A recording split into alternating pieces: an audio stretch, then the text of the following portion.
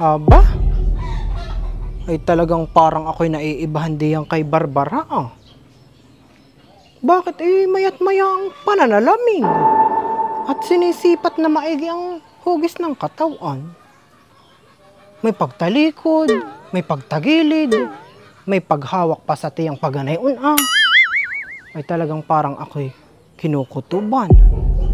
Kaya pala pansin ko, ay hindi nababawasan itong mga napkin sa Durabox. 1 buwan at kalahati na ang nakakalipas ay iyo'y 8 piraso pa rin. Ay hindi naman pwedeng ako ang bumawas doon. At saan ko naman gagamitin ay ako na may matagal ng panahong menopause. Hingka nga at ako hindi mapaiki. Barbara, nahaan ka. Halika nga.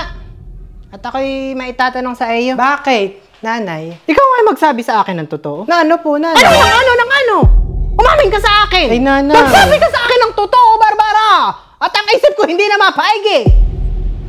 Ay, nanay! Huwag mo akong mananay-nanay!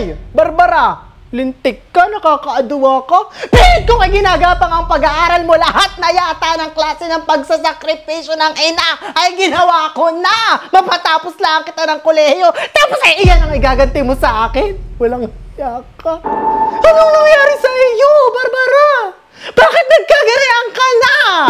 Saan ako nagkulang sa pagpapalaki sa iyo? Ang buong akala ko sa iyo ay matinukang babae.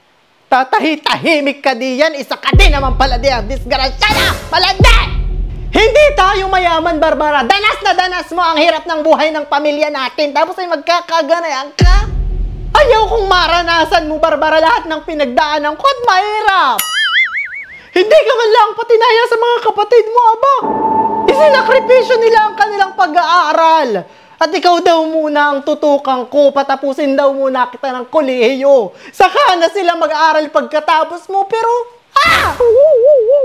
isang taon na lang, makakatapos ka na ng kolehiyo.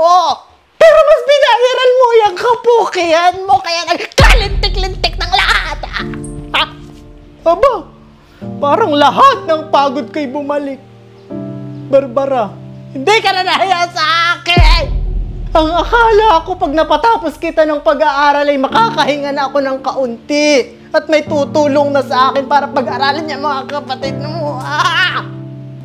Iyan naman pala, wala akong aasaan sa iyo. Nag-aksaya lang ako sa iyo ng panahon. Kung alam ko lang, ay di sana'y pinag-aaral ko na lang ang sarili ko. Ako na lang nag-aral.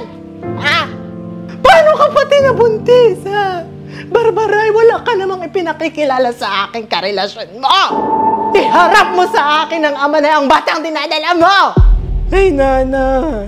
Nanay ka ng nanay! Kanina ka pa nanay ng nanay! Hindi mo tapusin ang sasabihin mo. Sinong tatay na yung batang yan? Ay, kumambyo po sa akin si tatay.